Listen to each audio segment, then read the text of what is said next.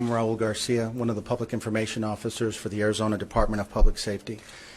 And in just a moment, our director here at DPS, Colonel Frank Milstead, is going to introduce to you the citizen that stopped to render aid and ultimately saved the life of Trooper Anderson. Colonel Milstead's last name is spelled M-I-L-S-T-E-A-D.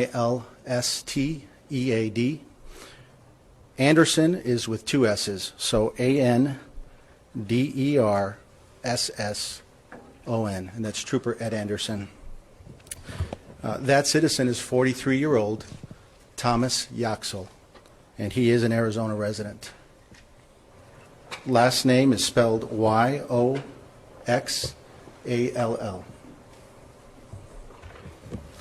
Going forward, Mr. Yaxel would like the news media to continue to respect his privacy and that of his family. Today he will discuss his actions only.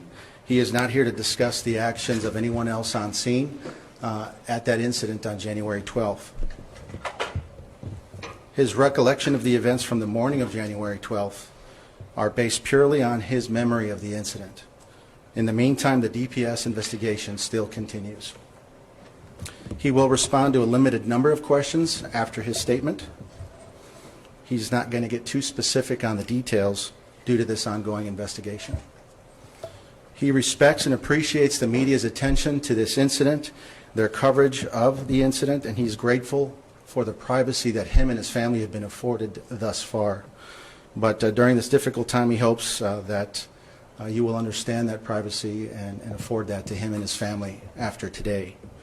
And so now I'd like to introduce the Director of the Arizona Department of Public Safety, Colonel Frank Milstead.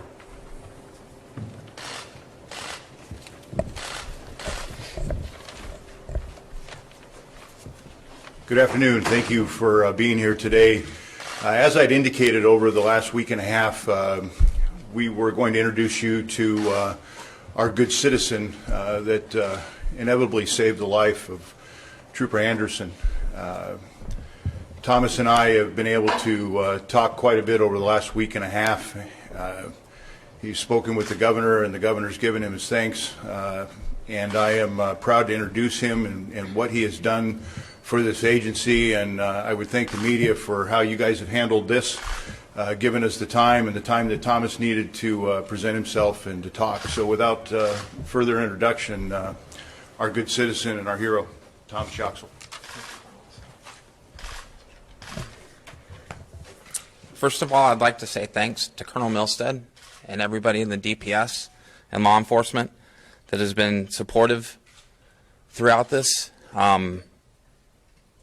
It's overwhelming, to say the least.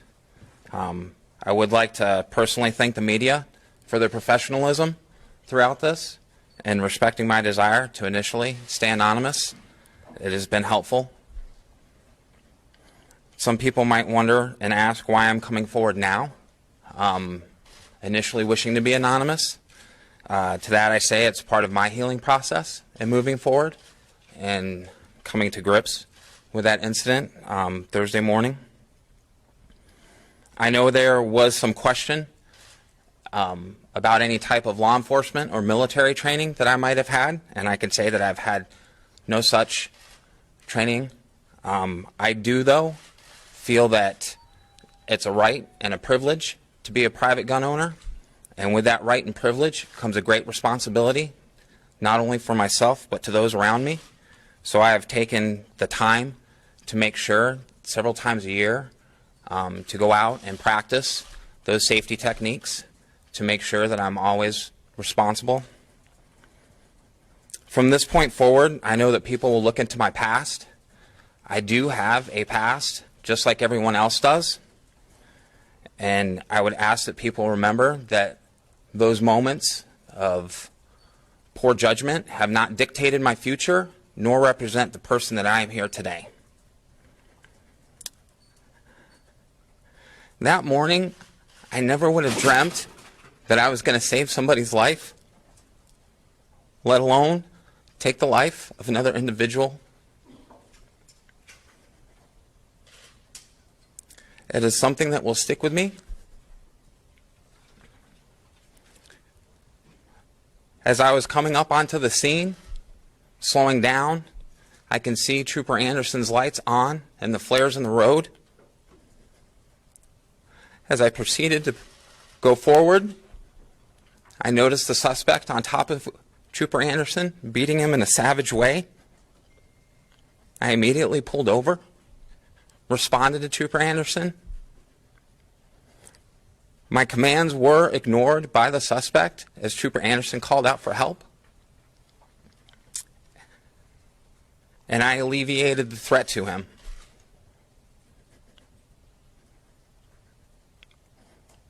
I firmly believe that that morning I was put there, as Colonel Milstead said before, by God.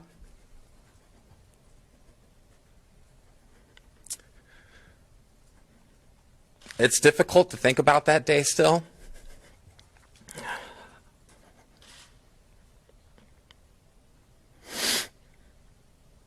I am just thankful that I was able to respond with the courage, dignity, grace, and poise that ultimately saved Trooper Anderson's life.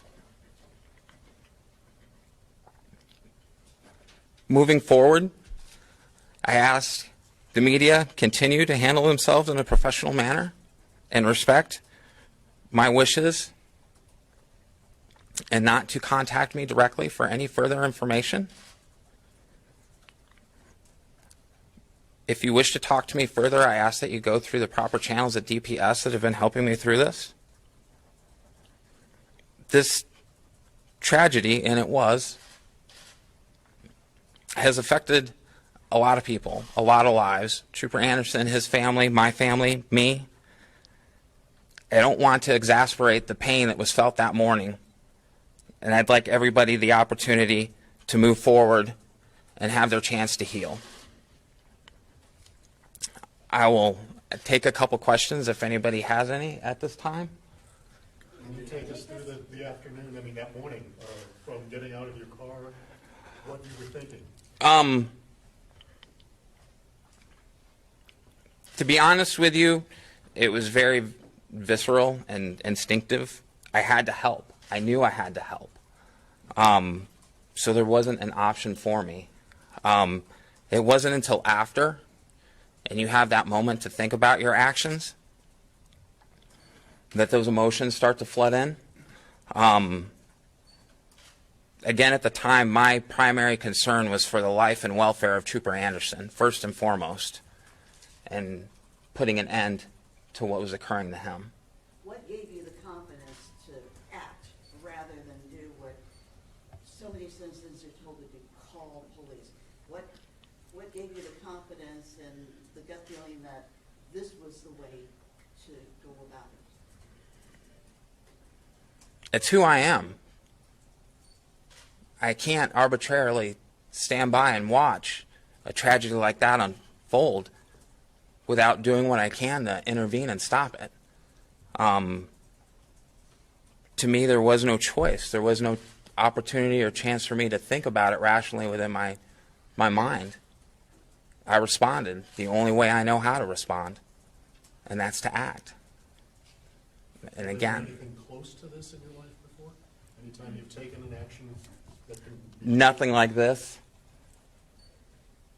Did you fear for your own life as you're coming up on the scene, not secure, not knowing who's shooting at who, and I would imagine it's really dark and hard to see? In all honesty, I don't recall any thought or feeling of fear. Again, it happened very quickly. And in that moment, there wasn't necessarily a time for me to react or logically think it out. It was, I need to help him, and I did. I responded. Thomas, from almost, I think, the beginning of this story, people becoming aware of it, a lot of folks were referring to you as a hero, and have been ever since. Your reaction to that? So my reaction to that is, I don't consider myself a hero. In all honesty, the heroes that day were the first responders who offered aid and comfort to Trooper Anderson. All members of law enforcement that were there on the scene assisting and on a daily basis. Those are the heroes, and they always will be. I'm an ordinary person. I go to work. I do photography. I hang out with my friends and family. I read. I was put in extraordinary circumstances, and I may have acted heroically, but I don't consider myself a hero at all. Can you talk about what you're thinking, how you're feeling now that it's been a couple of weeks and you've had time to digest it? It's been helpful to talk to others that have been in similar situations, to find that support from my pastor as well. It comes in waves. It's the best way I can describe it. You replay the moments through your mind, and they're almost like chapters of a DVD. You just get to watch one segment over and over again. And it hurts. You know? I wouldn't expect anybody else to be affected any differently than I am, although I can't speak for anybody else personally. And it's going to take some time. Again, understanding that I did save somebody's life that morning, but I had to take somebody else's life in the process, and it's difficult to reconcile. A lot of people are impressed by the way you handle it. You say you have no experience in the military or law enforcement, yet you take a couple shots into the dark and you accurately hit the suspect. What is your background in that? And again, I have no formal training. And again, I'll emphasize the fact that I feel as being a private gun owner, it's a responsibility, and one that should be taken seriously. So again, I make the effort to go out and practice and shoot with friends who are better than I am, have that experience, and it's not unlike a group of friends getting together for a game of golf or a round of cricket at a pub. You go out and you do what you enjoy. I've never felt that being a gun owner should be stigmatized. What type of weapon That's But I guess a weekend golf guy would probably be really scared of the Phoenix Open. You also got out of your car the first time without your weapon. I mean, were you thinking tactically? I guess without getting specifically, were you thinking tactically that day? I'll let you answer that, Colonel Mustard, if you'd like. Just real quick, we kind of cleaned that up last week. He actually removed the gun from the car when he got out on the first occasion. So that original story was inaccurate. Had you had practice, had you had tactical practice? I wouldn't call it tactical practice. Again, going out and shooting in an enclosed range or out in the desert in an area that's designated for shooting. We take it seriously. We're not out there to joke around or horse around, and that's what we do. So I kind of gave Thomas my word that we would keep this short for his own. Is there anything else you want to say, or are you good? The gentleman in the blue hat has been very patient, so I would like to let him have a moment. You've been affected by this tremendously, like anybody else would. Would you do this again? Yes, I would. And why? I've thought about that. I've actually had that conversation with my pastor. Again, I don't know any other way to be. I've been called a couple different things by my friends, as far as, you've always been the protector, the defender, and I couldn't comment on that any further as how true it is. But I just know that doing the right thing sometimes has a price, and that price is severe. This is something that I will live with, but I wouldn't change it because another man got to go home to his family, and his family gets to keep him for a little while longer, and that's the important part. So yes, placed in a similar situation, I would not hesitate to respond exactly in the same fashion. So. All right. Well, can you Take just tell us what you do for a living? photographer. Currently, I am actually a maintenance supervisor. I've been a tradesman for most of my life, and I do photography. Hopefully one day I will be a photojournalist like everybody else here in the room. So if you guys know of any openings. When you were traveling with a significant other, or were you by yourself at the time? So we're done. Okay, thanks, Mike. So- He's good. Thanks for and just real quick, is there anything that I can answer from DPS for you guys before we call it a day? How The recovery is ongoing. He has more surgery scheduled. The wound that he suffered is very severe to the humerus bone.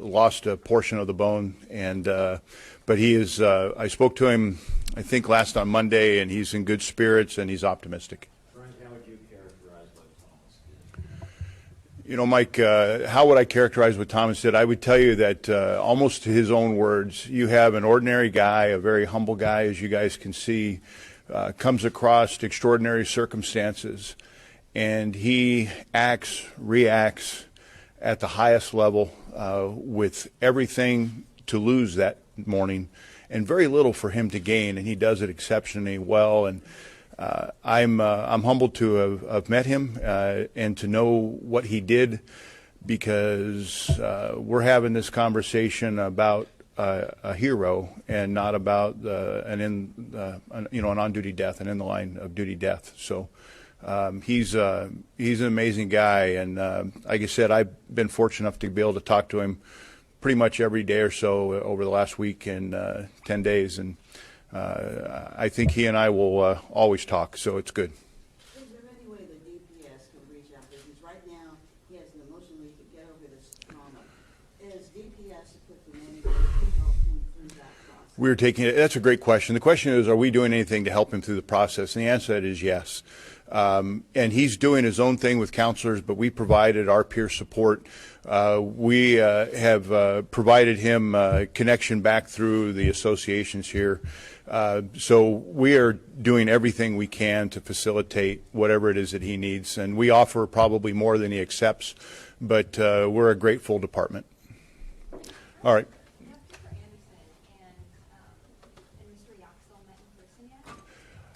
I only know they met that morning, and I know that established this unbelievable bond. And as of last Monday, I don't think that they had, or maybe it was Friday, I guess. Friday they hadn't actually seen each other, so I don't know if that occurred over the weekend or not, candidly. But I'm sure they will, again. All right. Well, hey, thank you all again. Thanks for your support of this agency and Arizona law enforcement.